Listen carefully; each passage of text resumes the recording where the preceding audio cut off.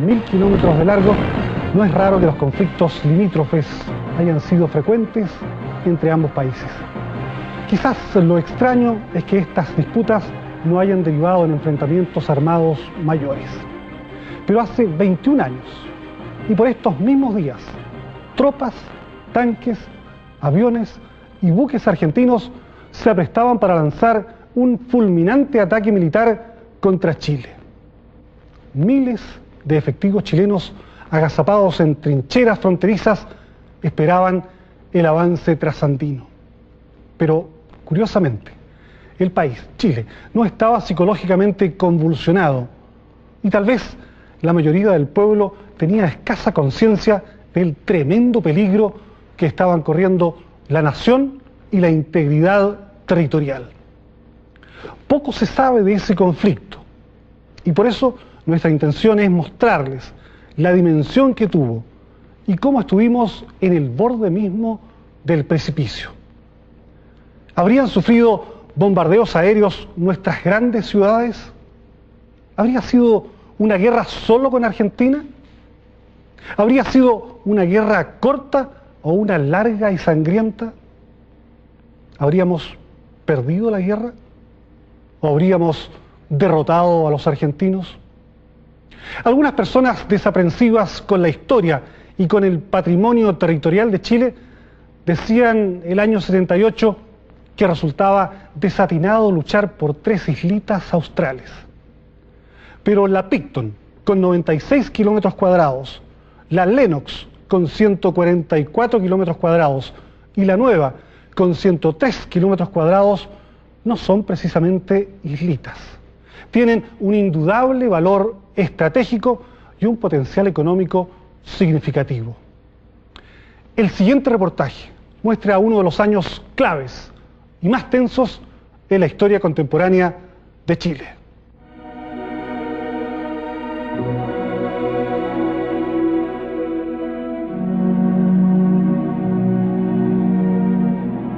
Michelle Olivares aprovecha un día esplendoroso de invierno para jugar con el rústico catamarán que le construyó su padre.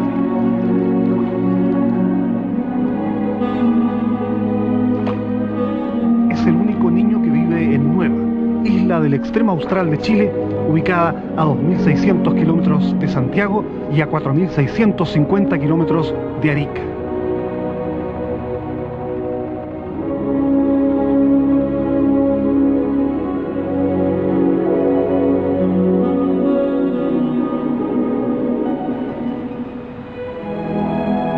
Cuando se aburre con la placidez de la laguna, Michelle camina sin desviarse por un sendero junto al mar hasta el faro instalado en la playa.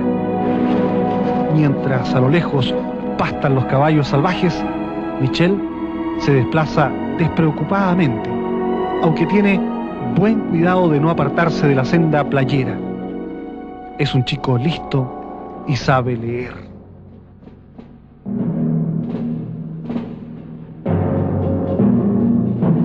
Cerca del faro, Michelle juega en las pequeñas construcciones levantadas entre sacos de arena. Toda la playa muestra excavaciones y leves eminencias de terreno. Michelle sabe que ahora puede jugar aquí, pero no ignora que en algún momento estos emplazamientos de la Isla Nueva, en el extremo austral de Chile, no se hicieron precisamente para jugar. Todas estas trincheras eran entre el conflicto entre Chile y Argentina, y aquí se escondían, vigilaban si venían algún argentino para que no lo invadieran en esta isla.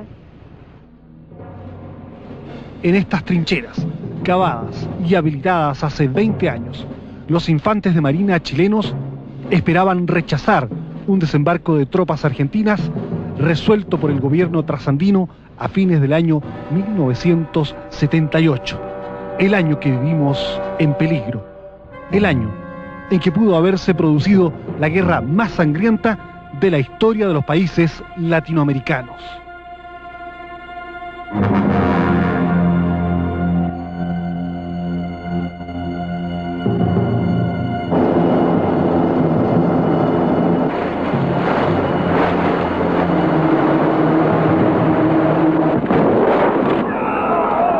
Algo así, pero con cientos de muertos, podría haber ocurrido en las islas Lennox, Picton, Nueva, en el Cabo de Hornos, en Punta Arenas, en Puerto Natales, en Coyhaique Alto y en muchos lugares de la extensa frontera con Argentina. Una frontera que culmina aquí, en el canal del Beagle, una vía de aguas más bien tranquilas, con agrestes y bellos picachos coronando las islas que lo enmarcan. Más de una vez, el Beagle había sido motivo de conflicto entre ambos países.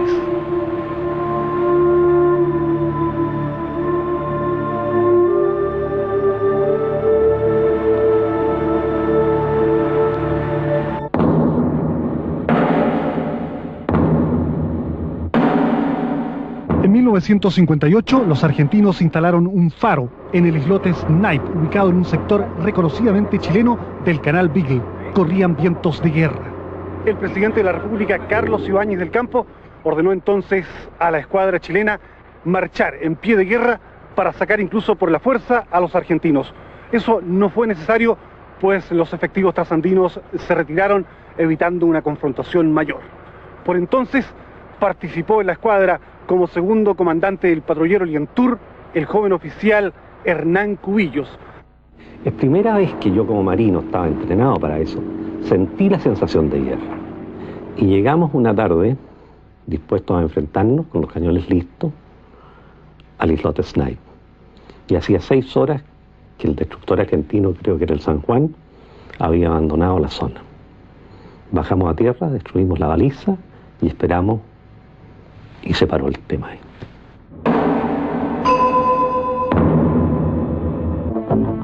En 1957 se retiraron los argentinos, pero en el 78 parecían haberse preparado de una manera más decidida.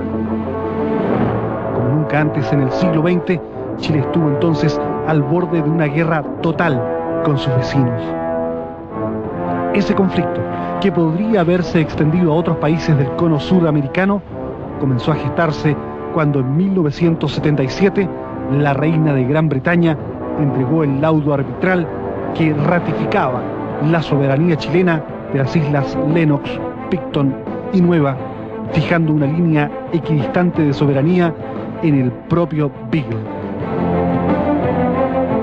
El arbitraje había sido pedido por ambas naciones y su cumplimiento estaba entregado al honor de ambas naciones.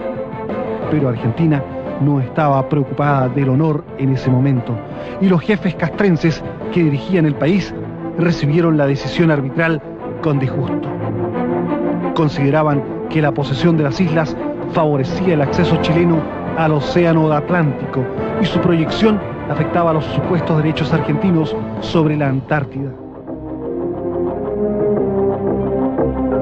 En febrero de 1978, el general Augusto Pinochet viajó a Mendoza para reunirse con el general Jorge Rafael Videla. En la pista de aterrizaje podían verse los Skyhawk de fabricación norteamericana. La reunión no sirvió para nada. Los abrazos de ambos militares no pudieron disimular el fracaso. Confiada en su amplia superioridad militar, Argentina pretendía negociaciones bilaterales para alterar el resultado del arbitraje. Chile se aferraba al cumplimiento del laudo. Una semana después de esta reunión y a los 10 meses de entregado el laudo, Argentina lo declaraba insanablemente nulo y sin valor. La presión de los militares más duros del ejército argentino había resultado decisiva. Chile y Argentina estaban gobernados por militares, habiendo sufrido graves cuestionamientos por la represión de los disidentes. El tema de los desaparecidos era continuamente planteado en los foros internacionales.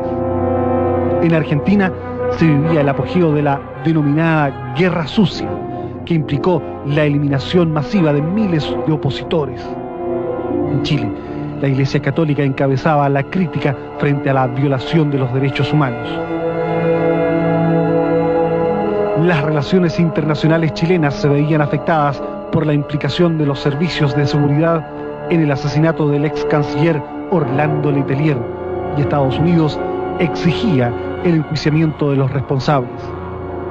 La enmienda Kennedy prohibió la venta de armas norteamericanas a Chile, y desde Estados Unidos se organizaba también un boicot de trabajadores contra el gobierno militar chileno. Las torturas aplicadas contra la doctora inglesa Sheila Cassidy habían deteriorado las relaciones con Gran Bretaña, y el servicio diplomático chileno había sido afectado por purgas internas que fueron severamente criticadas desde la revista ¿Qué pasa? Por Hernán Cubillos Salato. Yo criticaba la militarización de la política exterior. Se había transformado el Ministerio de Relaciones casi en un regimiento militar. Se estaba dejando de lado a funcionarios de carrera, diplomáticos, de mucho valer, que estaban siendo desplazados con el criterio de las falsas lealtades, porque a los militares les costó mucho entender que había civiles que podían ser tan leales como ellos al sentido de patria.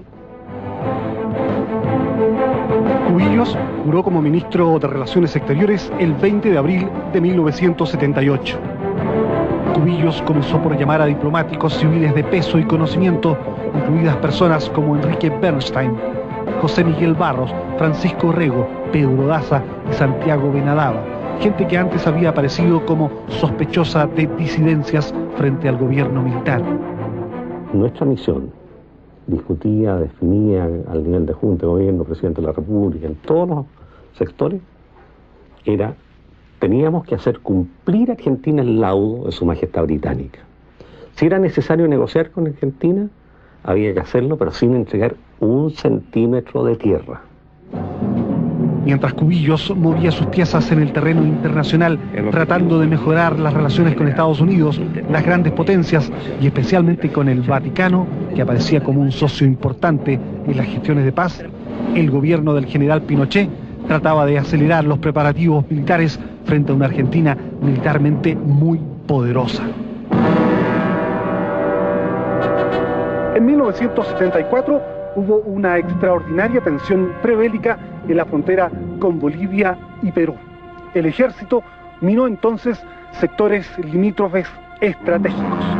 Y estos campos minados, como el que está cercano al volcán Tacora, fueron reforzados en 1978, pues se temía que una vez desatada la guerra con Argentina, adversarios eventuales, peruanos o bolivianos, podrían atacar este flanco norte.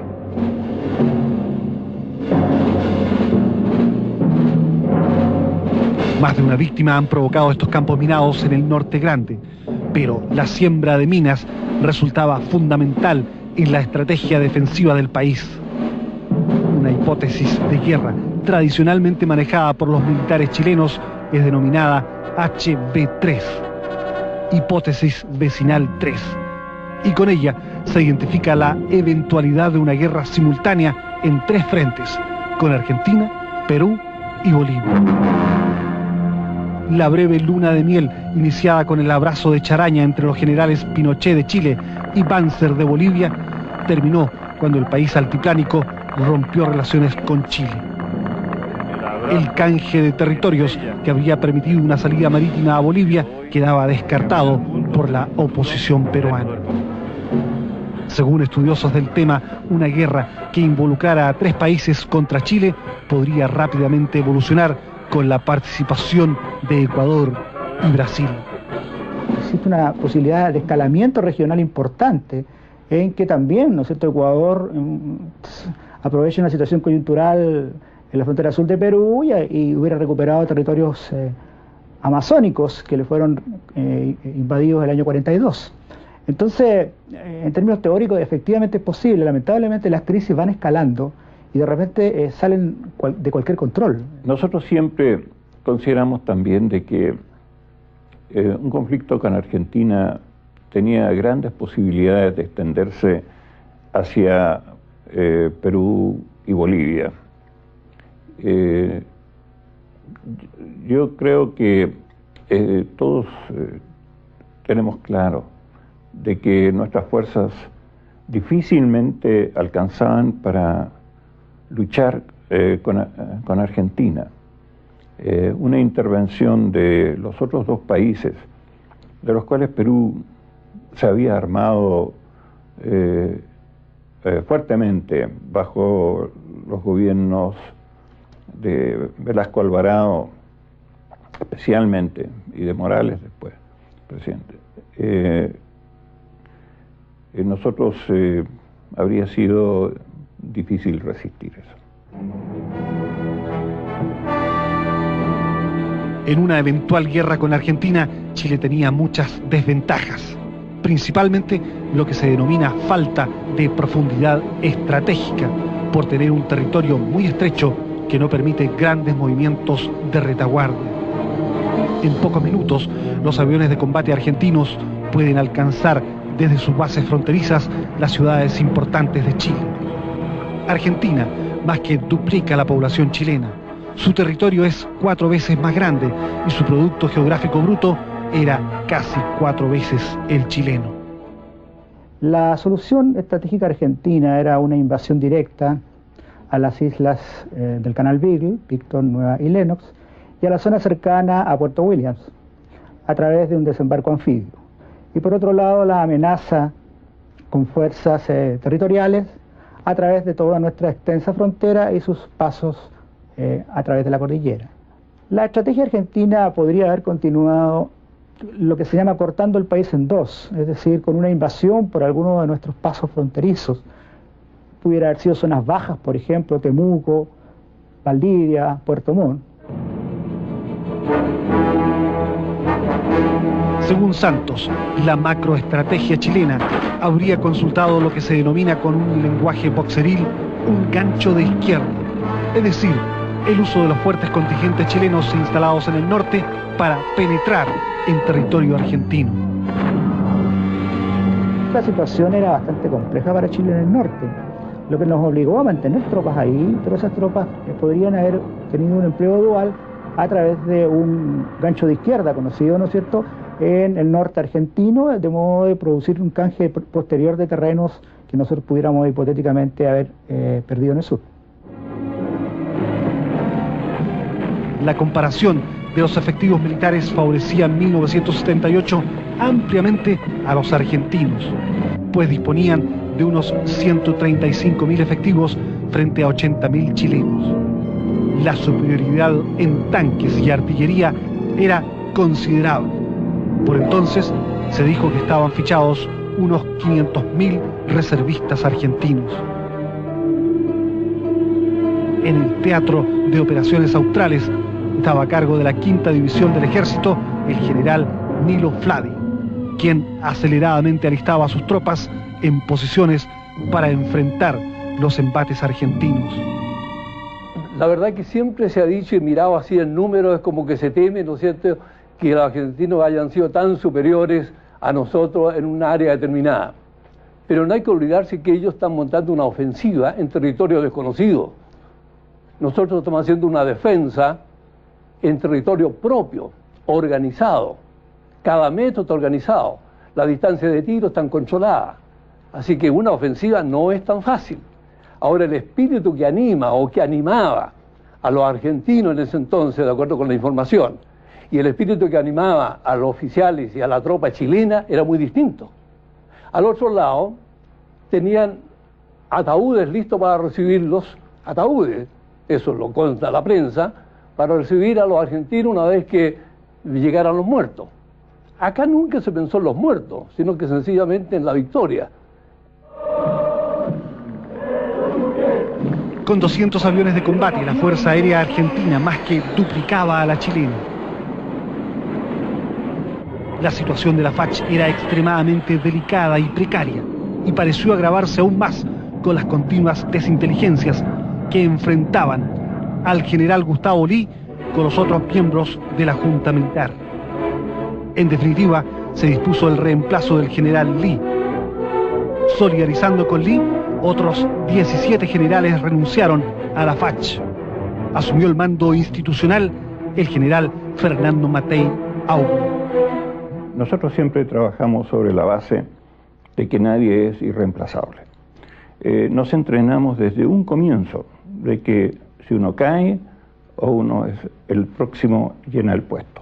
General, algunas personas consideraron que usted fue un traidor, porque en ese momento asumió el mando de la institución cuando prácticamente todo el generalato se retiró. Fíjate, yo nunca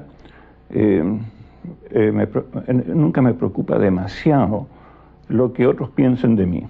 Yo tengo carácter suficiente para enfrentar situaciones difíciles e incómodas y salir adelante. De manera que puede haber en un momento dado afectado un poco mi autoestima tal vez, pero yo decididamente agarré el toro por las astas y bueno, hay que galopamos.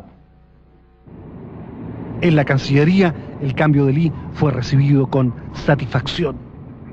Había llegado a tal malestar su posición ante la Junta que cuando uno iba a exponer uno de estos temas, el general Lee acostumbraba a cerrar los ojos pretendiendo que se quedaba dormido, que era muy incómodo para quien está exponiendo un tema. Yo le diría que todos estuvimos mucho más tranquilos cuando él fue reemplazado y se hizo mucho más fácil la relación con la Junta. La situación de la Fuerza Aérea Chilena era muy complicada porque los argentinos habían comprado interceptores nuevos, Jagger israelíes, A4 norteamericanos, bombarderos Canberra ingleses. La FACH estaba una generación atrás con aviones subsónicos. Se habían comprado, de cierto, 12 F-5, que son buenos cazas de combate, pero incapaces de llevar armamento ofensivo, y los Hawker Hunter estaban llegando al fin de su vida útil. No teníamos buena inteligencia, ni radares, ni artillería antiaérea, dice un general Matei brutalmente realista. La situación de Chile era de una desventaja enorme. A esto se agrega el hecho de que Argentina tiene una gran profundidad, de manera que ellos pueden, y una gran posibilidad de tener, de colocar sus aviones en diferentes bases y moverlos. Nosotros somos un país muy estrecho y la frontera con Argentina en ninguna parte está a más de unos pocos minutos de vuelo de un avión moderno de combate. De manera que no tenemos ninguna posibilidad, o no teníamos en ese tiempo, ninguna posibilidad de detectar un ataque aéreo a tiempo y de enfrentarlo. Una vez que cruzaban la frontera, estaban encima de nosotros. De manera que a la gran desventaja material se agregaban las desventajas estratégica. Además, Argentina tenía la iniciativa, iba a tenerla necesariamente, mientras nosotros no teníamos la iniciativa. Y en aviación, ese golpe de sorpresa inicial puede ser fatal. El mayor equilibrio se daba entonces en las flotas de guerra, porque durante varios años la Armada se había llevado la parte mayor del presupuesto de defensa, permitiendo que en tiempos del presidente Frei Montalva, Chile modernizara su escuadra.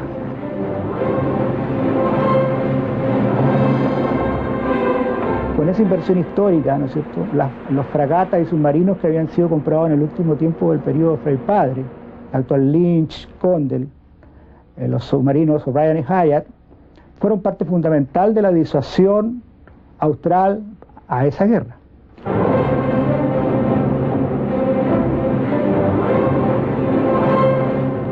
A cargo de la escuadra estaba el almirante Raúl López Silva, un marino de mucha decisión y amplio conocimiento de la zona austral. La escuadra estuvo durante todo el año 1978 preparándose para un enfrentamiento bélico.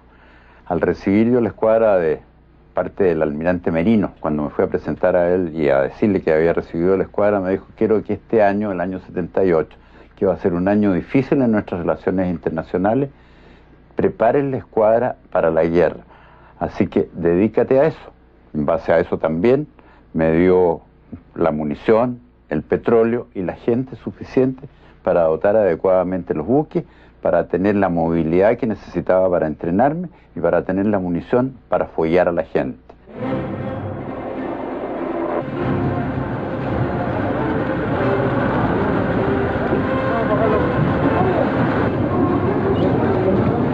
López Silva sometió a un entrenamiento riguroso a la escuadra, para la cual no hubo secretos en los mares australes.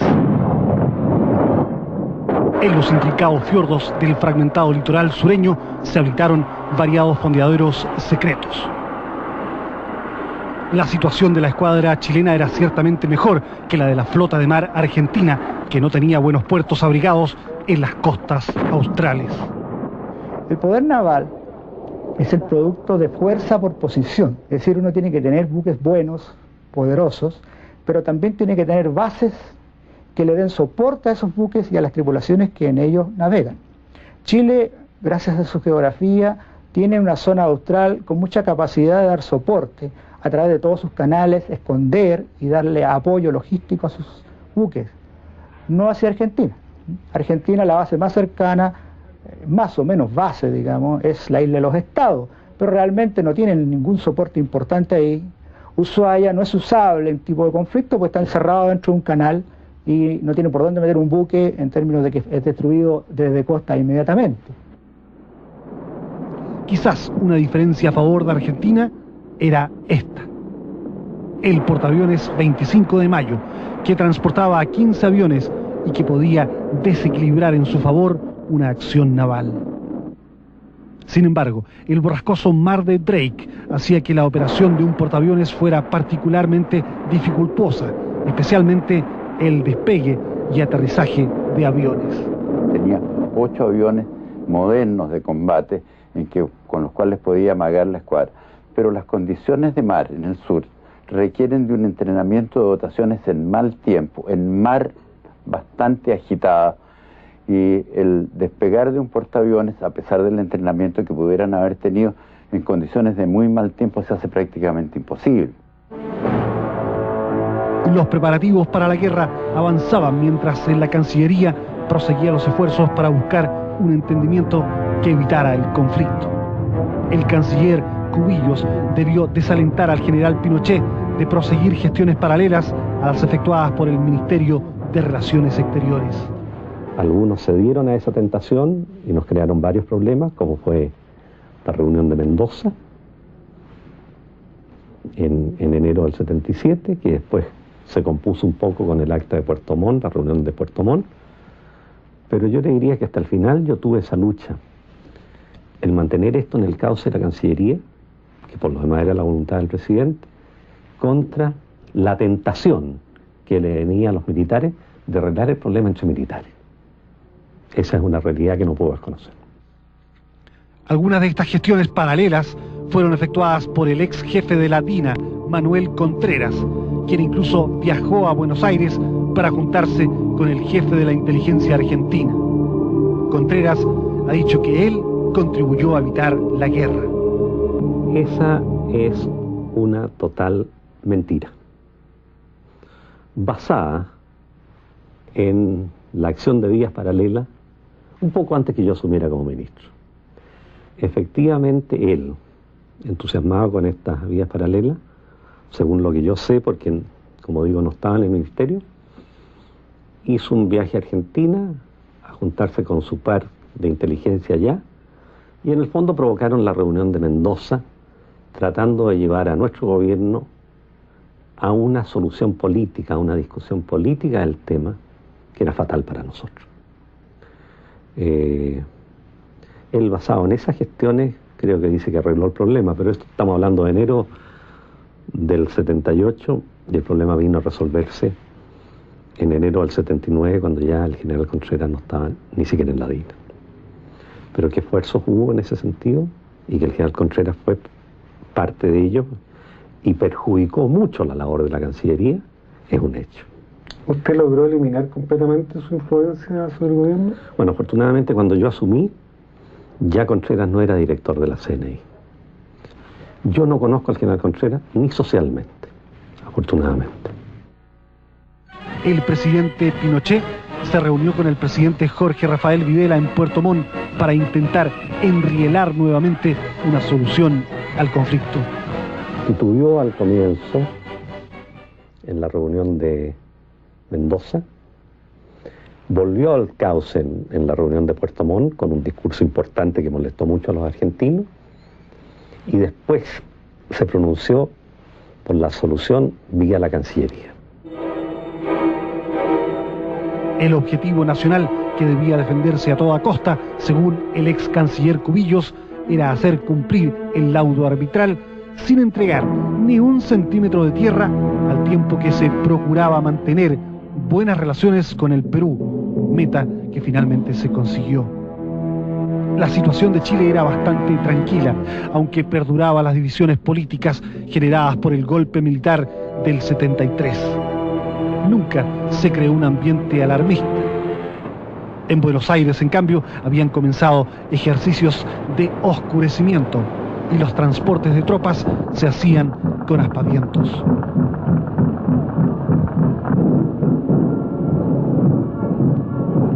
En un momento volveremos con el año que vivimos en peligro, el testimonio de los chicos argentinos de la guerra y la canción que surgió ese mismo año y que habla de un monstruo que pisa fuerte toda la pobre inocencia de la gente.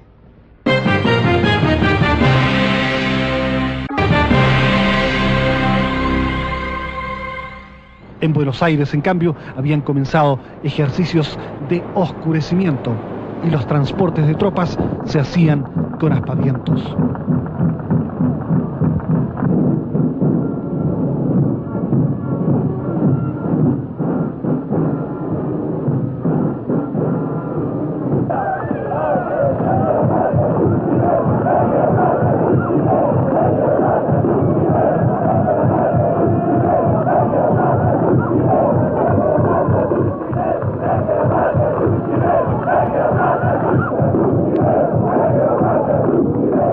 Y estábamos más preparados a nivel así de pelear contra los chilenos que contra los ingleses. La instrucción nuestra era, en la práctica de tiro, cuando hacíamos blanco se decía viva la patria, maté a un chileno.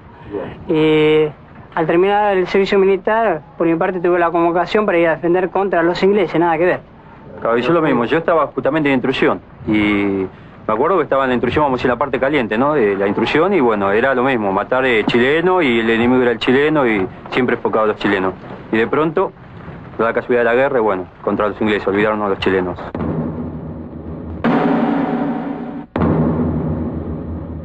En Argentina yo ya había visto una prensa loca, con un gobierno loco, promoviendo la guerra con Chile, diciendo las islas son nuestras, el Beagle es nuestro, etcétera, etcétera.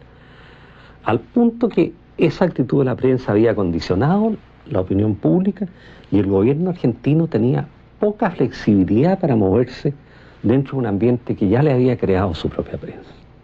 A favor de la prensa chilena y de los periodistas chilenos, yo tengo que decir que nunca me fallaron.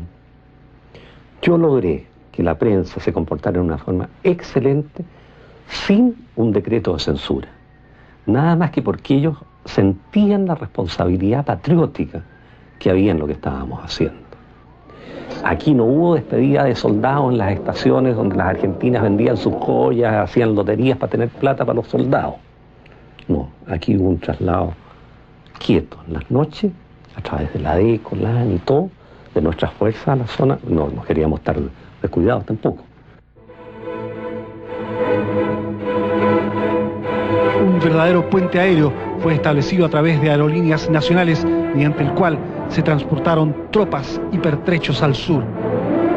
El canciller Hernán Cubillos recuerda que la locura argentina fue bien ejemplificada cuando uno de los duros argentinos, el general Suárez Mason, visitó Chile a mediados de año. En una recepción a la que fue invitado Cubillos, tuvieron oportunidad de partir. Y quizás con unas gotas de alcohol de más, me increpó en forma muy desagradable. Me dijo, ministro, me dijo, y subo la voz porque ese fue un poco el tono que él usó. Usted no entiende nada de nada, cosa que era muy poco diplomática en el ambiente en que estábamos. Guardé silencio y esperé lo que venía. Usted no entiende nada, porque usted está buscando con 20.000 artilugios lograr la paz entre nosotros. Y usted no quiere entender que Argentina, que el ejército argentino necesita pelear una guerra limpia. Yo me quedé perplejo y lo único que atiné a decirle fue: general, ¿usted cree que existe una guerra limpia? Los preparativos para una guerra que seguramente no sería muy limpia avanzaban. La enmienda Kennedy y el boicot internacional hacían que el país debiera recurrir al mercado negro para comprar armas con sobreprecio. La situación era muy complicada para la Fuerza Aérea, cuyos pilotos debían dormir junto a sus aviones. Si perdíamos los aviones de combate, íbamos a seguir luchando con cualquier cosa que volara. Habíamos preparado los medios para eso, teníamos armamento adecuado para ello y la voluntad de luchar con todo lo que volara, y si eso se acababa, pues entonces también hasta con el cuchillo. General, ¿qué tan buenos eran sus pilotos en ese momento? Eso era lo mejor que teníamos, junto con nuestros mecánicos. Eran un verdadero orgullo. Tuvimos aliados que nos ayudaron. Los Hawker Hunters de la Fuerza Aérea, que Inglaterra no quiso reparar por los problemas de derechos humanos, fueron reparados en una nación asiática. Las patrulleras que fortalecieron enormemente a la Marina y los cohetes y exocet y cosas que conseguimos en esa época fueron suministradas por un país del Medio Oeste. Pinochet no creía solo en el dominio del mar, entonces se dedicó a formar un ejército de infantería como nunca lo hemos tenido. Y considere usted que ya teníamos fichados más o menos 500.000 chilenos en la Patagonia, que si el ejército chileno hubiera entrado en la Patagonia, hubieran incrementado nuestras filas. Y si bien no conseguíamos armamento sofisticado, nos dedicamos a construir rifles, fusiles y munición de infantería. La FACH debía bregar con la falta de repuestos e incluso había problemas con los asientos eyectores que Estados Unidos se negaba a suministrar. Pero la imaginación trató de reemplazar la falta de abastecimientos internacionales. Desarrollamos con Cardún una bomba pequeña que después la agrupamos, también lo hizo Cardún, por cierto, por instrucciones nuestras o a solicitud nuestra, bombas de racimo. Pero estas bombas se podían también lanzar individualmente desde aviones no militares o desde transportes livianos, que teníamos bastante, no solamente en la Fuerza Aérea, sino que todo el país. Hay muchos aviones livianos que, por cierto, los íbamos a utilizar.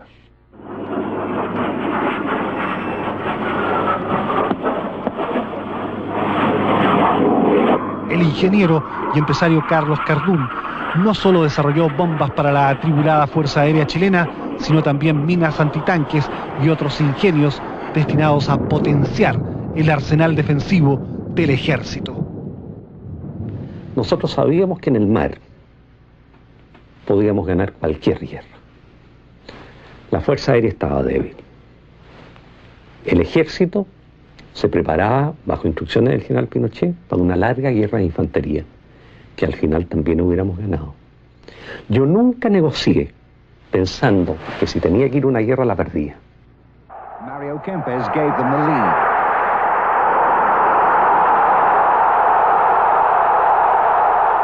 En junio, Argentina ganó el Campeonato Mundial de Fútbol, y eso fue quizás una extraordinaria inyección de optimismo y exitismo en la Argentina. Los generales y almirantes parecían más duros que nunca. Se comenta que el general Luciano Benjamín Menéndez, jefe del tercer cuerpo del ejército argentino con asiento en Mendoza, habría señalado que, declarada la guerra, estaría a media mañana del primer día de la ofensiva almorzando en los Andes y al atardecer tomándose un whisky en el Hotel Miramar de Viña del Mar. Él nunca ha desmentido la especie.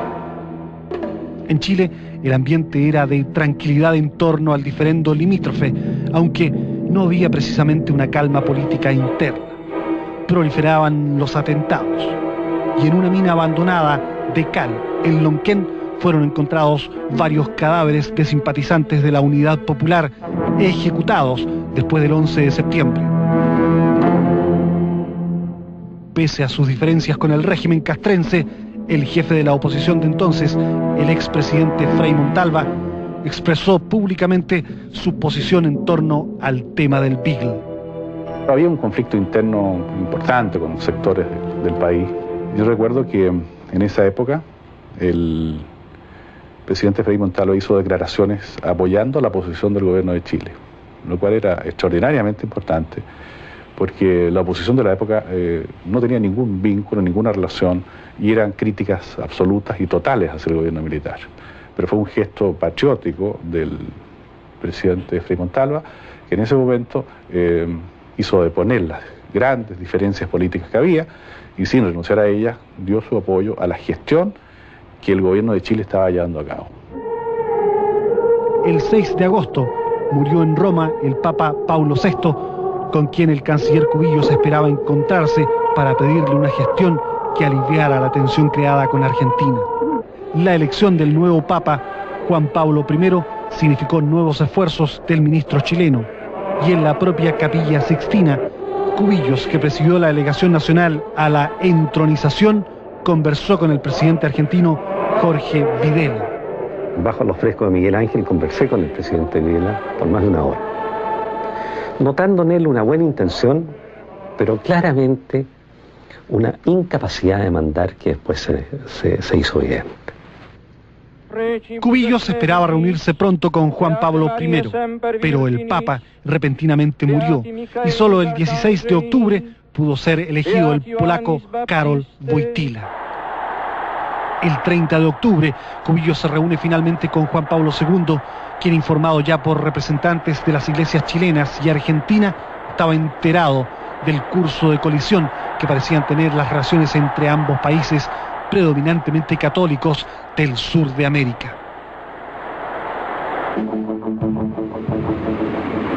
Mientras en las cancillerías proseguían afanosamente las gestiones diplomáticas para abortar la guerra, en las disputadas islas del Beagle, los chilenos, en medio de durísimas condiciones climáticas, se prestaban para la defensa.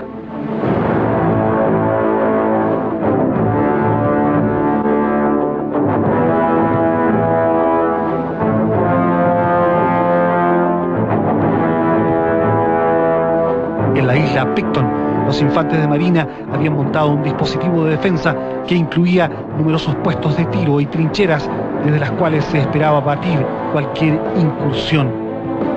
Todavía pueden verse hoy los restos de las instalaciones utilizadas por la infantería de marina chilena, los drenajes en la turba y las construcciones que albergaron durante meses a los combatientes chilenos. En pleno invierno, los infantes se dieron tiempo para construir una pequeña capilla con madera y tarugos, en la cual aún pueden leerse breves inscripciones.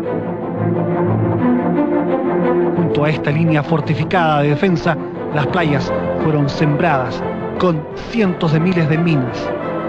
No sería fácil desalojar a los chilenos de esta isla. El espíritu era óptimo, porque estos soldados indudablemente que estaban preparados para la guerra, ¿no? Y para ellos esto era una prueba de sus capacidades individuales. Uno de los problemas que tuvimos nosotros en realidad era que el hombre estaba tan motivado que en cierta forma el hombre se sentía en cierta manera como un combatiente que estaba listo para actuar y que cuando le iban a decir que actuara. Entonces en el fondo nosotros teníamos que tener una actitud de convencimiento de que estábamos disuadiendo el conflicto. Los infantes de marina estaban emplazados en posiciones defensivas en Navarino y en las otras islas del canal Beagle. Parecía que había llegado el momento de aplicar lo aprendido en duros ejercicios de entrenamiento y máxima disciplina.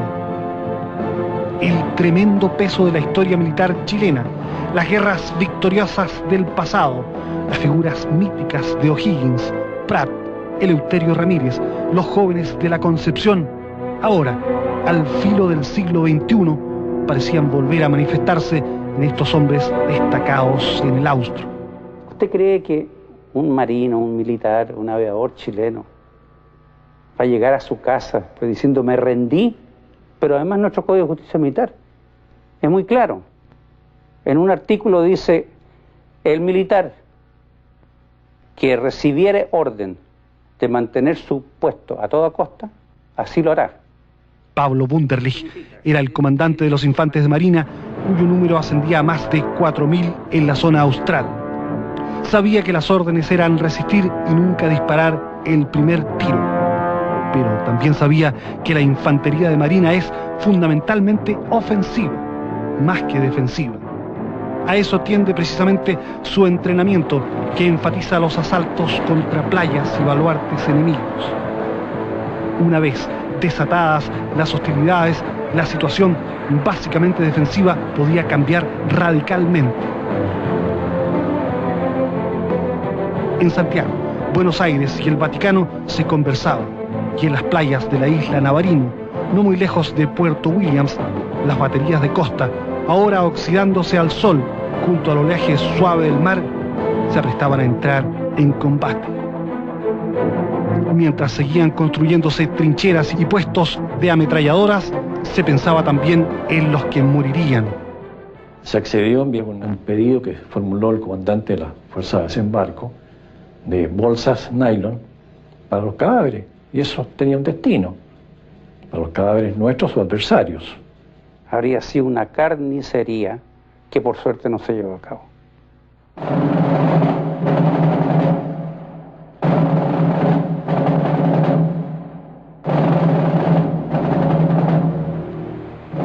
Durante muchos días e incluso meses, los infantes de Marina de Chile permanecieron apostados en trincheras como estas, esperando la eventual invasión argentina.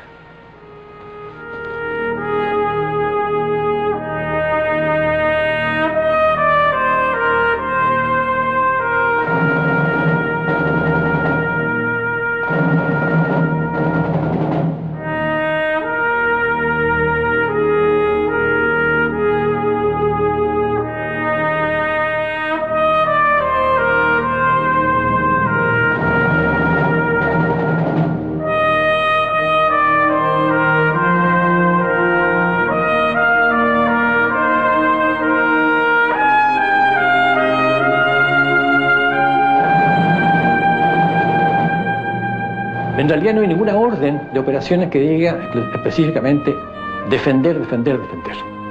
Una orden de operaciones tiene que decir indudablemente los objetivos son tales y cuales, el propósito actual es conquistar, defender o buscar una decisión mediante fuego y movimiento. Indudablemente que bajo esas cláusulas la defensa puede ser una actitud inicial. Con nombres de mujeres indígenas, las torpederas chilenas Quidora, Fresia, Guacolda y Tehualda custodiaban el Beagle. Pequeñas, veloces, vulnerables sí a impactos directos, pero tremendamente letales con sus torpedos, tenían la misión de impedir en caso de guerra la penetración de naves mayores en el Beagle, defender la integridad del territorio marítimo en el litoral fragmentado y responder a eventuales provocaciones de naves argentinas. Toda el área, comprendida entre el Estrecho de Magallanes y el Cabo de Hornos, estuvo siempre fuertemente patrullada por buques, aviones y personal de la Marina.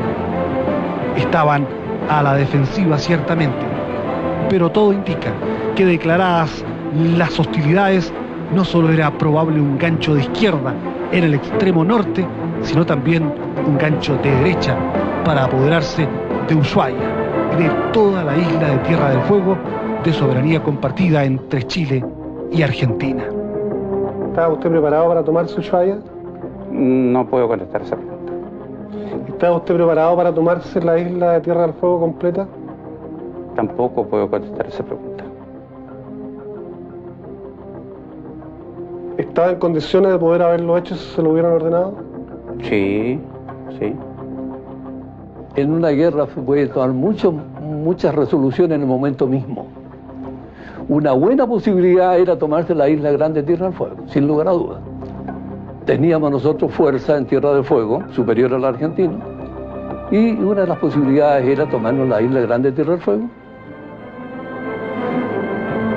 En el extremo sur no había miedo ante la superioridad militar argentina, y en el resto del país aumentaba los preparativos para la confrontación. En los techos de la mayoría de los hospitales y policlínicas se habían pintado enormes cruces rojas para evitar que fueran bombardeadas.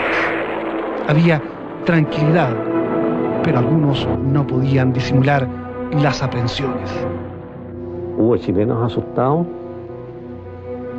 y hubo extranjeros asustados. En uno de mis primeros viajes a Roma,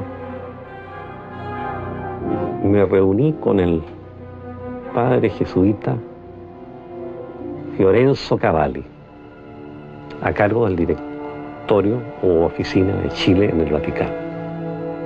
En una conversación muy amable, me dijo: ministro, ¿por qué no le regala una isla a Argentina y con eso se evita todo el problema que tenemos? Yo le dije en forma muy dura: lamento que usted, que está a cargo de nuestros temas, tenga su opinión. Con ayuda como la suya no vamos a llegar a ninguna parte. Usted está prejuzgando. En fin, le dije varias barbaridades con el respeto que se merece un sacerdote. El padre Cavalli nunca olvidó la reacción mía y hasta el día de hoy me manda tarjeta de Pascua disculpándose por lo que dijo. Eso en el extranjero, un ejemplo. Aquí en Chile habían muchos miedosos. Manifiesta. ¿Quiénes fueron esos chilenos miedosos? El exministro de Relaciones Exteriores, Hernán Cubillos, considera que por el momento y por razones de prudencia no debe dar a conocer los nombres de aquellos chilenos miedosos, uno de los cuales ubicado en una posición de cierta influencia, que trataron de presionarlo para que entregara una de las islas del Beagle a los argentinos con el fin de evitar una guerra que parecía inminente. Y finalmente el mismo cardenal Zamoré, cuando comenzaron las negociaciones, me empujó a que le entregara una isla a Argentina. Y cuando le dije que no, me amenazó con irse a Roma y declarar su gestión frustrada. La Cancillería chilena buscó fórmulas para resolver el incordio austral que iban desde llevar la cuestión a la Corte Internacional de La Haya hasta la mediación de un país amigo, propuesta aceptada finalmente por Argentina. El 12 de diciembre, Cubillos viajó a Buenos Aires para reunirse con su homólogo Carlos Washington Pastor. En un poco protocolar encuentro previo, Cubillos planteó crudamente a Videla dudas respecto de su efectivo poder en Argentina. Yo tengo poder de la Junta de Gobierno, del presidente de Chile y todo, para tomar un acuerdo. Yo no sé si su canciller lo tiene, porque yo no sé cuánto manda usted en Argentina. Videla, con ese cogote largo que tenía, se estiró y me dijo: oh, canciller, si no fuera porque yo le tengo gran aprecio, yo debiera despacharlo a esta sala. Y después gastó una hora en demostrarme que era el presidente con más poder que existía en el mundo, gracias a los mecanismos que tenía. Bueno. El canciller Pastor, cuñado a la vez de Videla, propuso luego a Cubillos que el único mediador aceptable era el Papa. Ante su sorpresa, la propuesta fue aceptada de inmediato. Los argentinos parecían pensar erróneamente que la oposición de la Iglesia Católica al gobierno de Pinochet por el tema de los derechos humanos haría imposible aceptar la mediación papal. El acuerdo, que sería firmado por ambos ministros, pedía la intervención del Papa y establecía que ambos países renunciaban al uso de la fuerza mientras durara la mediación. Pero la agenda de los duros argentinos era otra. Me estaba preparando para ir a la Cancillería Argentina, en el Palacio San Martín, para firmar los documentos a las 4 de la tarde. Cuando a la media hora antes de salir me llama Pastor y me dice: canciller, estoy desolado, todo ha terminado, la Junta Militar ha desautorizado al presidente Videla, el presidente Videla me ha desautorizado a mí, no hay acuerdo. Yo no lo podía creer. Yo había hablado con el presidente en la mañana, lo que he contado, había hablado con el canciller, se había tomado el acuerdo, los acuerdos estaban listos para firmar y el comité militar se había impuesto, porque demostraba la situación de mando en Argentina donde no mandaba nadie en el fondo. Pastor me lloró por teléfono, me dijo que por favor no dejara de asistir a la cena que él tenía preparada para esa noche en el Hotel Alvear. Yo siempre optimista y buscando la solución y pensando que todavía había solución, fui a la cena del Alvear, que fue una verdadera ceremonia fúnebre. Los chilenos llegamos primero, Yo, como se acostumbra en estas cosas, le tenía un regalo al canciller Pastor, un cuadro que le había llevado chileno, y ellos no estaban preparados ni siquiera para darle un regalo de vuelta. Entonces mandaron a alguien a comprar a la joyería Richardi, ahí en el Hotel Plaza, que está abierta toda la noche, una cigarrera de plata que la tengo por ahí, que no la alcanzaron ni a inscribir. Eso demuestra que ni siquiera estaba pensada la cena. Los generales duros como Menéndez y Suárez Mason exigían el cese del diálogo, hacia el cual parecían más proclives sectores de la Armada y la Aeronáutica. Los duros solo pensaban en la acción militar para la cual se habían preparado. En una entrevista con la revista Somos, Luciano Benjamín Menéndez dejó pocas dudas al respecto. ¿Por qué tenía seguridad de la victoria? En primer lugar, por la precariedad de los medios chilenos. Era notoria. Mis tropas, además de ser superiores en número, estaban mejor pertrechadas y además respaldadas por la parte civil. ¿Y quería avanzar y ocupar Santiago? Eso no se lo puedo decir. Yo pasé 4 meses en la frontera, en la cordillera, haciendo reconocimientos y ejercicios con tropas. Después discutí esos resultados en el comando en jefe, proponiendo una u otra cosa para establecer las pautas finales. Alguna prensa argentina colaboraba de buen grado con la campaña belicista, promoviendo la idea que se debía frenar el expansionismo chileno, como si fuera Chile el país que pretendía desconocer un arbitraje. No todos eran vientos de guerra en Argentina. Obviamente la mayoría de su población no quería un conflicto bélico a pesar de las campañas reiteradas contra Chile. Aunque severamente restringidos en sus libertades, los sectores opositores trasandinos parecían repudiar los preparativos para la guerra dispuestos por el gobierno de Videla y por los duros del ejército. Solo le pido a Dios que la guerra es un monstruo grande. La voz de León Gieco enfureció por entonces a los generales argentinos, pero su sencillo huayno, compuesto a mediados del año 78, cuando arreciaba los planes para la invasión contra Chile, no pudo ser acallado, convirtiéndose en su obra más famosa y en un verdadero himno a la paz. Pero por entonces, León Gieco no era muy escuchado en la Casa Rosada, y entre el 13 y el 22 de diciembre, Chile y Argentina vivieron el periodo más tenso en la historia de sus relaciones. Que tiene que marchar a vivir una cultura diferente.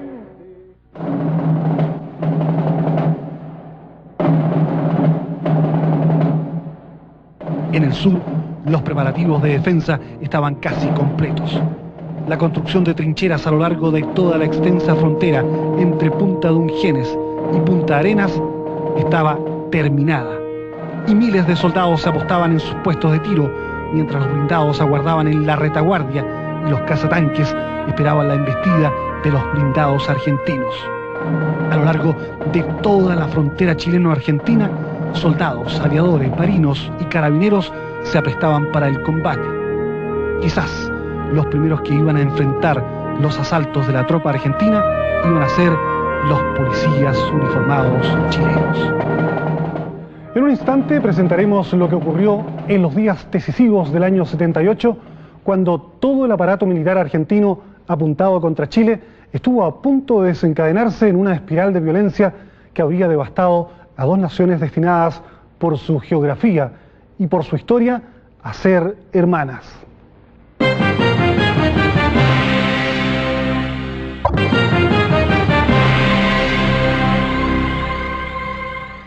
A lo largo de toda la frontera chileno-argentina, soldados, aviadores, marinos y carabineros se aprestaban para el combate. Quizás los primeros que iban a enfrentar los asaltos de la tropa argentina iban a ser los policías uniformados chilenos. Nosotros recibimos refuerzos de carabineros. Carabineros que aquí estaba formando parte de dirigiendo el tránsito o en la comisaría. Y ese se transformó en el mejor soldado. En Magallanes, casi todos los pasos fronterizos habían sido cerrados por los argentinos. Toda la comunidad participaba aquí del esfuerzo militar. Los magallánicos fueron con seguridad quienes tuvieron más conciencia del peligro de guerra que estaba corriendo Chile. En estas imágenes se ve al general Nilo Fladi hablando en el Teatro Municipal y comunicando que la región y seguramente la ciudad iban a estar en la primera línea de fuego. Le dije, mire, aquí la guerra puede venir en cualquier instante. Y yo le pido a ustedes que si no tienen la calma y no tienen la valentía para enfrentar esa situación, abandonen la zona. Ni un magallánico, ni uno, dejó la región. En Puerto Natales, la situación era tal vez la más tensa de todo Chile. La frontera se encuentra a apenas 15 kilómetros y esta es la parte más angosta del estrecho territorio nacional. 15.000 soldados argentinos y 200 tanques habían sido desplazados hacia Río Gallegos, puerta de entrada hacia Magallanes. El asalto contra Natales aparecía como una opción obvia para cortar la continuidad geográfica chilena. Aquí, prácticamente todos los hombres fueron llamados a servir. Dejé el vehículo acá, me presenté a Carabineros. Me dijeron que a las 2 tenía que estar para arriba y... Bueno, yo pensé que era una, como dijeron, ir a presentarlo. Allá me dijeron, pase mañana y póngase la ropita. Y ahí nos quedamos. Nosotros veíamos y podíamos contar los vehículos argentinos que estaban en posición. Y tan malamente mimetizados que nosotros los podíamos contar porque el reflejo del sol con los parabrisas no era necesario tomar un larga vista para ver los vehículos que estaban en posición.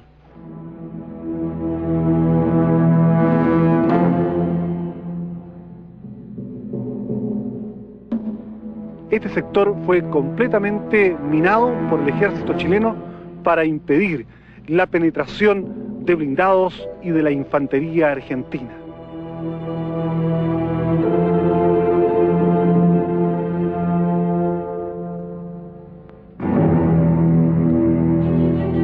En el Paso Dorotea se esperaba uno de los principales ataques argentinos y allí, en las serranías, se dispuso una vigilancia metro a metro y la construcción de trincheras. Argentinos y chilenos podían verse las caras en estos parajes. Se veía incluso cuando se fumaba, se veía el humito en la mañana y teníamos que recorrer un sector de puro bosque porque las características del terreno en ese sector es aparragado. Teníamos senderos donde teníamos que cruzar porque estaba todo minado. Incluso en las mañanas se sentían cuando pasaban las liebres, porque eran esas minas personales, y las liebres cuando tocaban estas minas explotaban, así que se desintegraban prácticamente. Juan Restovich es un comerciante de Puerto Natales que debió dejar familia y negocio y partir a Dorotea. Nunca se imaginó que participaría en la detención de un capitán argentino. Así que dormíamos con las granadas, todo el armamento que teníamos en ese momento ahí, con los fusiles SIG. Y recuerdo una noche un centinela escuchó un ruido. Así que salió afuera a ver y dice que agazapado atrás en las matas había una persona. Inmediatamente hizo un disparo y efectivamente era una persona argentina que inmediatamente lo tomamos prisionero, lo desarmamos. Decía él que era un sargento de un regimiento de Río Gallegos y que andaba extraviado. Bueno, a su vez decía que necesitaba fumar porque era vicioso, dice que le gustaba fumar y ponía la mano acá en el pecho. Bueno, entonces yo le digo a los otros cabros, oiga, ¿sabe qué? Le digo yo, revisémoslos bien porque no hace cosa que tenga algo. Y efectivamente, dentro del jersey tenía una pistola miniatura, qué sé yo, serían 4 o 5 balas que tenía. Y claro, en eso, en un momento nosotros nos dio el coraje y dijimos, este gallo, mira, si lo descuidamos, podrían habernos matado a cualquiera de nosotros. Después supimos de que era un capitán del ejército argentino. Pero no solo hubo prisioneros militares, también fue detenido un espía argentino que resultó ser sacerdote. Una persona, capellán, que lastimosamente fue sorprendido por el contraespionaje nuestro chileno haciendo de espía, ¿no es cierto? Ahora no digo gran espía, yo creo que este hermano era más bien ingenuo, porque ¿qué sabemos nosotros de espionaje, ¿no es cierto? ¿Pero qué es lo que hacía? ¿Estaba enviando información? Vendía información, sacaba fotografías, etcétera, y las entregaba nada menos que en la zona franca nuestra, a algunas personas argentinas que le pagaban para esto. Bueno, esta persona después se quiso canjear con algunos chilenos que también habían sido, ¿te acuerdas?, tomados en espionaje aquí en la parte de Aysén, en esa parte, pero al otro lado, esto en Argentina, pero no se podía cambiar porque el canje tenía que ser en personas de planta, digamos, este no era auxiliar simplemente, este capellán. Después se me dijo, ¿no es cierto?, que ya estaba, no me preocupara más porque ya estaba en el límite, y justo, ¿no?, como te digo, lo habían bajado como un bulto y lo habían metido en un jeep y de ahí lo habían mandado al otro lado. ¿Estaba en el límite de Chile-Argentina o en el límite entre la vida y la muerte? Las dos cosas.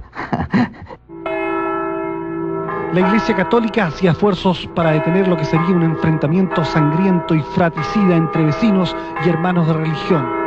El obispo Tomás González señala que muchos magallánicos sufrían ante la mera idea de una guerra, pues tenían fuertes lazos familiares, de amistad y de trabajo con los argentinos. Tuve que ir a Santiago, me recuerdo, cuando me dijo el intendente de esa época: padre, de aquí a una semana vamos a ir con las tropas a Río Gallegos. Yo dije: general, no podemos hacer eso, pero tenemos que hacerlo. Entonces yo fui a Santiago urgente, le dije al cardenal Raúl, que era el cardenal de Santiago: pasa esto. Dijo: bueno, esto pasa, sí, vamos a la Anunciatura. Fuimos a la Anunciatura. No tenían mucha idea de que esto era tan trágico. Mientras los obispos clamaban por la intervención papal, soldados chilenos y argentinos parecían acercarse inexorablemente al choque militar. El ataque que nosotros más temíamos era un ataque blindado. El ataque blindado tiene que tener resistencias muy organizadas para que no pase. De ahí entonces que nosotros, a través de la frontera, con las tropas adelantadas, ya teníamos las tropas adelantadas posiciones defensivas para encauzar a posibles penetraciones blindadas, para guiarlos a determinados lugares donde pudiéramos abatirlos.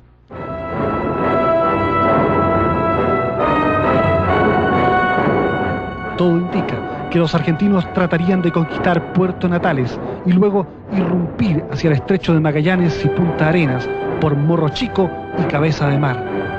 Ahí estaba montado todo un sistema de trincheras, campos minados y zanjas destinado a impedir la acción de los blindados argentinos.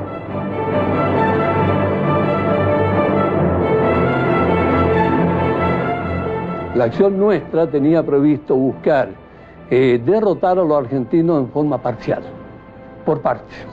Derrotarlos en la acción ofensiva que pudiera llegar en Dorotea, la acción ofensiva que pudiera llegar en las islas, la acción ofensiva que pudiera llegar en uno de los puntos de Laguna de Mar, etc. Y de ahí, ¿no es cierto?, siempre hay que preverlo los planes, de ahí posiblemente pasaran ya a una contraofensiva. La prensa de Buenos Aires informa el 17 de diciembre que se ha cerrado el aeropuerto de Lima. Se inician maniobras conjuntas de la Armada y la Fuerza Aérea del Perú, que parecen desplazarse rumbo a la frontera de Chile. Pero ni un solo hombre de los fuertes contingentes del ejército chileno del norte ha sido movilizado hacia el sur. El norte también estaba en pie de guerra. La invasión deberá ser frenada con las guarniciones del centro y del sur. La CIA, la agencia del espionaje norteamericano, informa a la Casa Blanca que la invasión argentina al Bigle es inminente. El presidente Jimmy Carter reconoce que el apresurado regreso de Cyrus Vance desde el Medio Oriente se debe a la proximidad del estallido de la guerra en el cono sur de América. Y Estados Unidos comienza a moverse tarde para evitar esto. Y viendo lo que se había avanzado, ¿cuál es la actitud que hace Estados Unidos? El embajador Landau comienza a proporcionarme a mí informe de los movimientos de las tropas argentinas sacado con su satélites, fotografías sacadas de satélite que muestran el avance de la flota argentina en todos los frentes, norte, sur y centro, hacia Chile.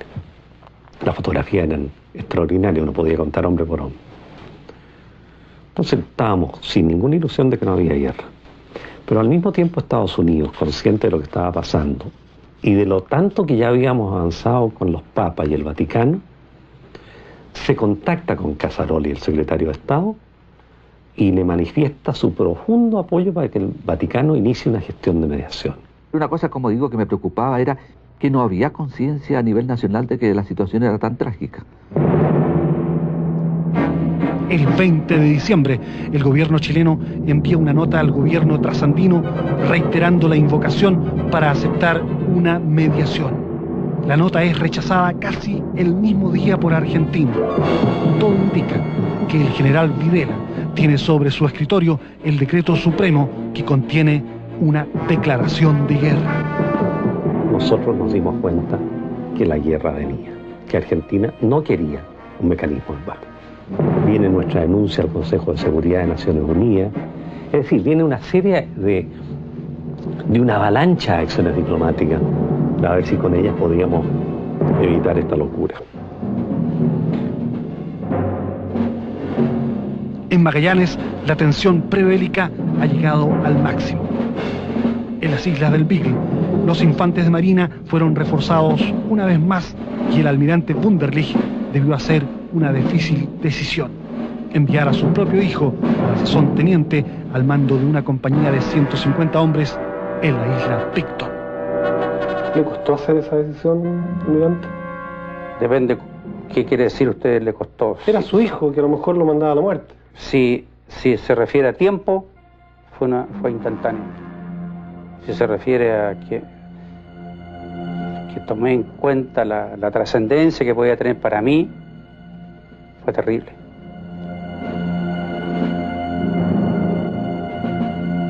Ya estaban todas las fuerzas en su puesto. Así que no había otra medida que tomar que esperar una posible ofensiva de parte de Argentina. El así denominado Operativo Soberanía, dispuesto por el Comando Supremo Político y Militar en Buenos Aires, consultaba el desembarco de tropas y la toma de esta isla nueva y de las islas Picton y Lennox. El operativo tenía fecha y hora: 10 de la noche del día 22 de diciembre de 1978. Los argentinos creían que una acción nocturna sorprendería a la guarnición chilena destacada aquí. Nosotros no teníamos información de que había un plan soberanía, ni la fecha, ni la hora del posible desembarco. La información que nosotros teníamos provenía de nuestras intercepciones y nuestra exploración aeromarítima, en que nosotros teníamos perfectamente ubicada hora a hora la flota argentina. No, sorpresa imposible que se hubiera logrado, nada.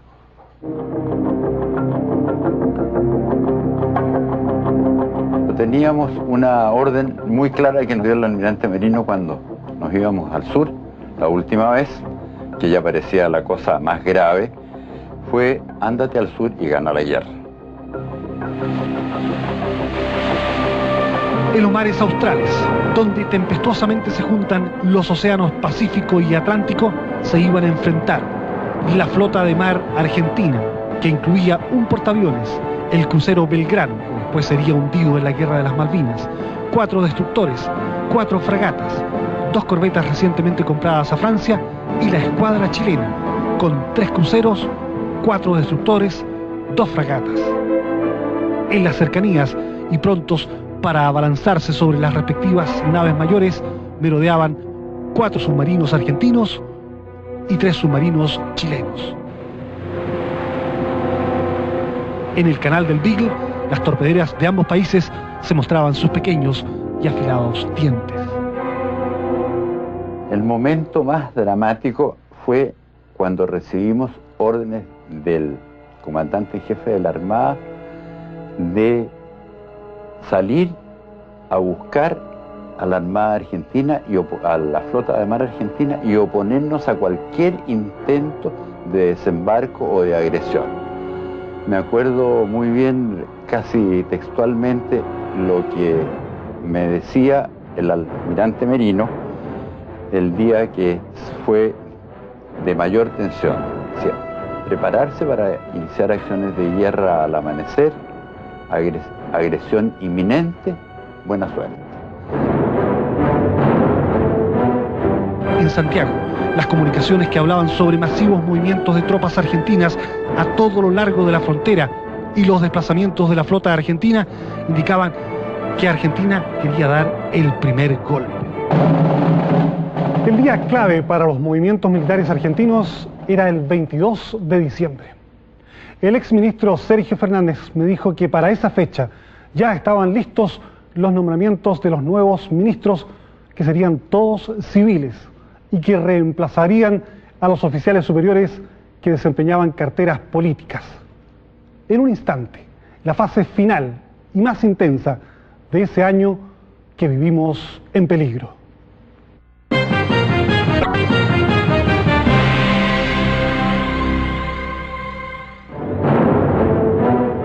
En Santiago, las comunicaciones que hablaban sobre masivos movimientos de tropas argentinas a todo lo largo de la frontera y los desplazamientos de la flota argentina indicaban que Argentina quería dar el primer golpe. En el gobierno chileno se disponían las últimas decisiones para poner el país en estado de movilización general. Yo recuerdo que el 21 de diciembre del año 78 teníamos organizado ya todos los aspectos internos del país, que era lo que a mí me correspondía, todo el aspecto administrativo, y yo salí del Diego Portales, que en ese momento tenía mi oficina en ese edificio como ministro del Interior, a dirigirme a otros lugares donde íbamos a tener oficinas más resguardadas, que eran lugares secretos, y salí con todos los decretos necesarios que implicaba una guerra.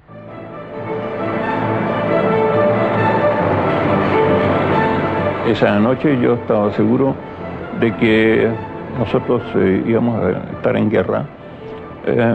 Emoción cero, no, ninguna emoción, un hecho nomás que uno registra, como que uno está viendo el barómetro y viene encima un temporal, bueno, caramba el temporal que se nos viene encima, preparémonos. Y nos enfrentaremos y lo que sea, tendremos que reaccionar como hombres, como profesionales. Nos hemos entrenado toda la vida para eso, con toda frialdad. No sentí nada, ninguna, ni la más mínima emoción. Sí le dije a mi gente, estamos listos, esta noche sí que se nos viene encima el temporal, y amarrarse los pantalones. En Puerto Williams, hombres y mujeres esperaban el comienzo de la batalla y los refugios para albergar a mujeres y niños estaban ya preparados. Había que hacer oscurecimiento también, ¿ya? Solamente en las casas una ampolleta, en las ventanas se colocaban sábanas o frazadas, ¿cierto?, para que no saliera la luz hacia el exterior. Tocábamos en La Serena una vez, al tercer piso nosotros teníamos que partir con nuestras cosas. Yo tenía todo listo, con mis hijos. Bueno, yo y mi marido no, era bien poco lo que lo veía. Como digo, a mí me tocó Piedra Buena, detrás de una ametralladora, una .20. Aquí todos los chilenos estábamos con ganas de que los ataquen y poder proceder también nosotros. Un día llegó el momento que nos dijo nuestro comandante, hoy día, el día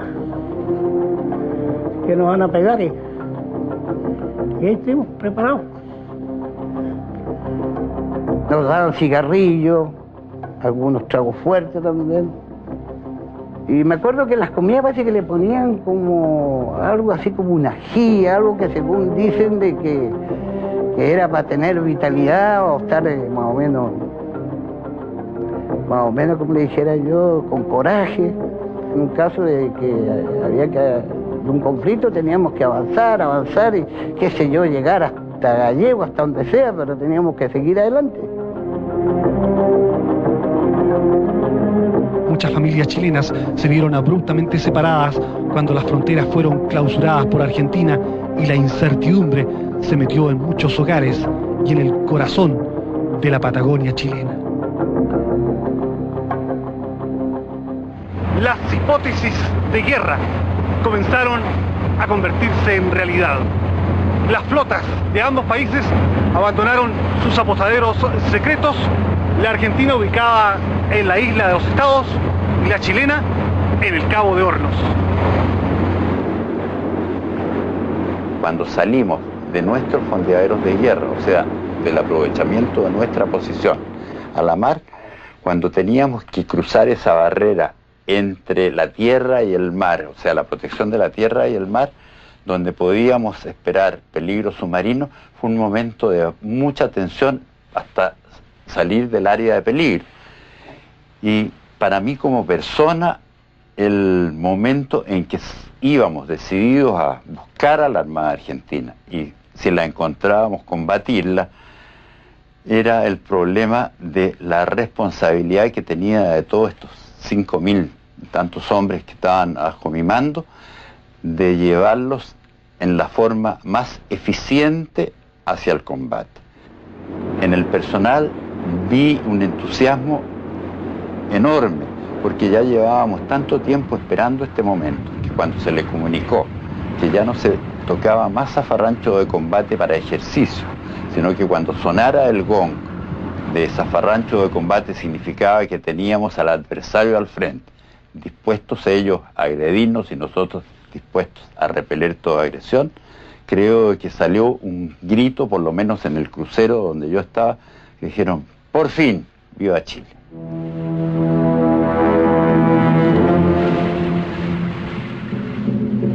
Las declaraciones formuladas hasta ahora por generales y almirantes argentinos indican que la idea básica del operativo Soberanía era desarrollar una guerra localizada y luego aceptar un cese del fuego, pero ya teniendo territorio chileno conquistado. Si encontraban fuerte resistencia, pensaban destruir el potencial económico chileno, las vías de comunicaciones y atacar las grandes ciudades haciendo penetraciones en varios sectores chilenos. Iniciadas las acciones en las islas, la aviación argentina bombardearía Punta Arenas, incluidos blancos relacionados con el transporte, las comunicaciones y el abastecimiento. Y en la primera fase de las operaciones, las tropas argentinas acantonadas en la frontera sur comenzarían el asalto de Chile por 4 puntos distintos.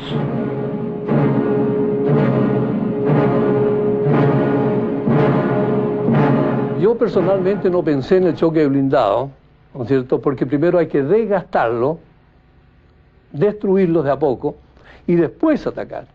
Porque si yo, ¿no es cierto?, avanza una columna de blindado, que era muy posible, y yo la contrarresto con otro ataque de blindado, bueno, vamos a destruirnos mutuamente o algo. Mientras que si yo espero con la organización del terreno, con los bazookas, que son los antiblindajes, con las minas, con todos los elementos que tengo para destruir parte de los blindados, voy a ser yo el que voy a hacer el ofensor en un momento determinado sobre esa fuerza blindada. Teníamos aviones Hunter que sí podían haber atacado algunos puestos sobre Argentina, y así estaba planificado además, en represalia naturalmente de ataques argentinos. Si ellos hubieran lanzado bombas sobre el centro de Santiago, ¿usted no habría bombardeado, por ejemplo, Mendoza? No, jamás, por ningún motivo, lo habría considerado un error psicológico, político y militar. O sea, ¿usted no habría respondido al terror aéreo con el terror aéreo? Por ningún motivo. ¿Y si ellos lanzan bombas matando gente chileno? Por ningún motivo. Por ningún motivo. Es decir, yo me habría negado tercamente a realizar una operación de represalia de ese tipo. Chile parecía condenado a recibir el primer golpe de Argentina, que podía resultar devastador, de acuerdo con la máxima boxeril y militar de quien pega primero, pega dos veces. Pero el jefe de la escuadra chilena estaba decidido a no ser víctima del primer golpe. Estábamos preparados para repeler de inmediato cualquier intento de golpe, para que no se diera esta máxima guerrera que el que pega primero pega dos veces. Pega primero, pues se va a encontrar con que lo paran en la mitad del camino, su golpe no llega a fondo y recibe el contragolpe. Teníamos confianza en que íbamos al enfrentamiento con posibilidades de obtener una victoria. Y esto, una victoria en el mar, significaba que toda pretensión de invasión de territorios insulares perdía su capacidad de realizarse. La única nave que podía marcar la diferencia en favor de Argentina no podría actuar decisivamente, ya sea por las inclemencias marinas australes o porque los submarinos chilenos habrían podido neutralizarlo. ¿Iban a actuar los submarinos también, supongo? Por supuesto que sí. Sí, era usar todo lo que teníamos a mano, emplear todos los medios disponibles. ¿Usted le iba a pegar con todo? Bueno, imagínese usted que uno dijera, esto me lo voy a reservar, porque a lo mejor voy a tener que pelear después con el Perú y me voy a reservar esto, que no voy a dar la pelea de frente. Me pasaría lo mismo que a este comandante en jefe de la Armada Argentina, que se guardó su flota para pelearla con Chile y perdió la guerra con Inglaterra. La orden de avanzar sobre Chile fue impartida a la flota de mar argentina, cuyos buques empezaron un curso que las llevaba inevitablemente a la colisión. Teóricamente sería un operativo de sorpresa, pero cada movimiento de los buques argentinos era monitoreado con precisión. La escuadra chilena abandonó sus fondeaderos secretos y miles de hombres sabían que con toda probabilidad pasarían el día de Navidad combatiendo. Pero al atardecer del 22 de diciembre, faltando horas para que se desencadenara todo el poder ofensivo contra Chile, la escuadra argentina cambió de rumbo. Esa noche estábamos en nuestros puestos, nosotros no se movió nadie, nadie se fue a su casa. Teníamos muy claro de que en ese momento podía venir el ataque y estábamos seguros que iba a venir. Y fuimos los primeros sorprendidos cuando en la mañana no había sucedido nada. Al parecer, se había producido una feliz coincidencia. La flota de mar argentina había sido golpeada por los mares inclementes del Austro y los efectivos a bordo estaban mareados y maltrechos como para comprometerse en una aventura en serio. Por otra parte, el Papa Juan Pablo II, activamente requerido por los Estados Unidos, había decidido actuar y frente a su llamado, la Junta Militar Argentina, con Videla a la cabeza, no había tenido más remedio que impartir a las 6:30 de la tarde del 22 de diciembre la orden de parar el asalto contra Chile. Finalmente, no se escuchó el zafarrancho de combate de la escuadra chilena. Poco después, los marinos celebraban la paz con un vaso de vino y escuchaban a su comandante. Terminé diciéndoles un día cuando me despedía de mi gente que si bien el año 78 nos exigió estar muy lejos de nuestras familias y de nuestros amores, nos permitió el privilegio de estar muy cerca de la gloria.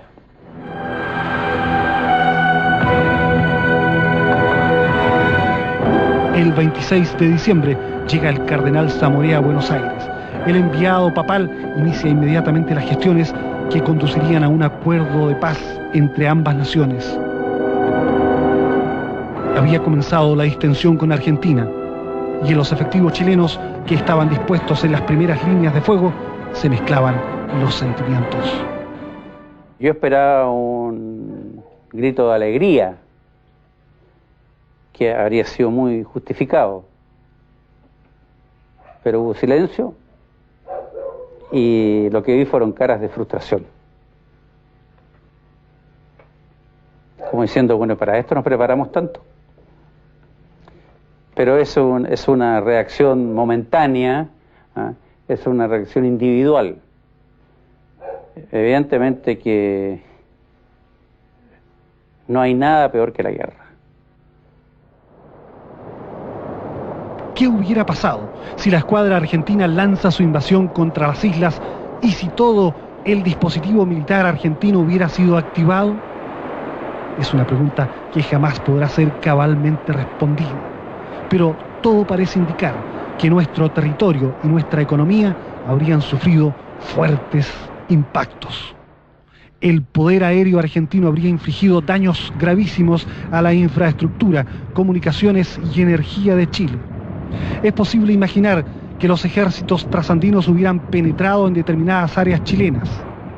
Pero todo indica también que la guerra hubiera sido larga y dolorosa para la Argentina, con diversas penetraciones chilenas en territorio trasandino.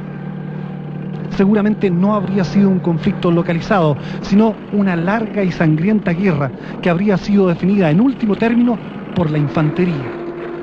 Hernán Cubillos no tiene ninguna duda al respecto. Yo nunca negocié pensando que si tenía que ir a una guerra la perdía. Yo tenía claramente la visión de que yendo a una guerra iba a ser un desastre, porque las guerras son un desastre y el que ha sido hombre de armas lo sabe mejor que nadie. Pero que si nos hubieran llevado a una guerra, la hubiéramos ganado y el ejército chileno hubiera invadido Buenos Aires. Nos hubiéramos demorado algunos años, pero lo hubiéramos hecho. Y bajo esa seguridad uno negocia muy tranquilo cuando quiere la paz.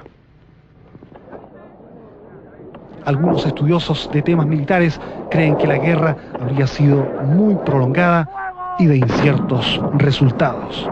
Una invasión argentina, aparte del territorio continental central de Chile, habría impedido de parte de Chile aceptar cualquier cese del fuego. La idiosincrasia nuestra no permitiría, ¿no es cierto?, negociar teniendo tropas extranjeras en nuestro territorio, y eso habría significado una larga guerra de desgaste, digamos, hasta que la solución fuera de otro tipo, como la retirada negociada de las tropas o simplemente a través de la vía armada. Santos, que ha sido un franco opositor al gobierno militar, reconoce que el general Augusto Pinochet manejó adecuadamente la crisis con Argentina, evitando lo que pudo ser una guerra desastrosa en el cono sur de América. Nosotros nos hemos olvidado de ese punto, tenía muchos otros aspectos que le criticamos, pero realmente fue un éxito su manejo de crisis, logró mantener a la población chilena cohesionada, logró mantener a la población chilena motivada, de una imagen de unidad y de fortaleza que impidió una guerra. En Argentina, los líderes militares más duros, incluidos los generales Menéndez, Suárez Mason y Galtieri, no parecieron particularmente complacidos con las vías diplomáticas para resolver el litigio con Chile. Una hipótesis de guerra cualquier país la planea, así que yo pienso que mis camaradas chilenos, entre los cuales tuve algunos buenos amigos, también deben haber planeado algo parecido. Las hipótesis de guerra han dado paso a la realidad de la paz, condición que se sustenta, según el comandante en jefe de la Armada Nacional, en la mayor fortaleza del Chile actual. Hoy en día está inserto con fuerza en el ámbito internacional. Está trabajando y está produciendo un progreso consistente en el tema de la unidad interna. Está con su economía fortificada y ha desarrollado una estructura de fuerza que, aunque modesta, es proporcional a la realidad nacional. Es decir, tenemos una estructura política de relaciones internacionales, de frente interno y una estructura de fuerza que le podrían garantizar al país que ante una eventualidad como esa no se llegase a los niveles de beligerancia que se llegó.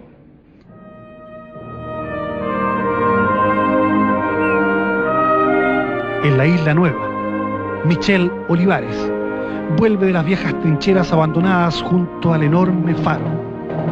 Es un chico listo y sabe que no debe apartarse de la senda. Su catamarán rústico lo espera. Santiago está a 2.600 kilómetros de distancia.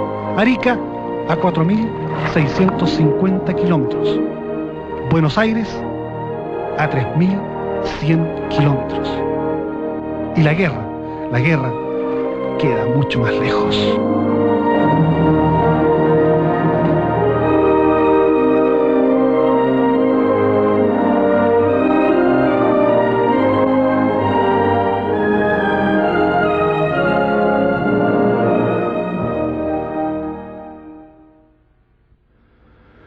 y Argentina han iniciado una fase de integración notable y los temas fronterizos pendientes parecen en curso de solución definitiva. La cuasi guerra con Argentina quedó en el pasado, pero los chilenos no debemos olvidar que la unidad de la nación es fundamental para enfrentar cualquier desafío.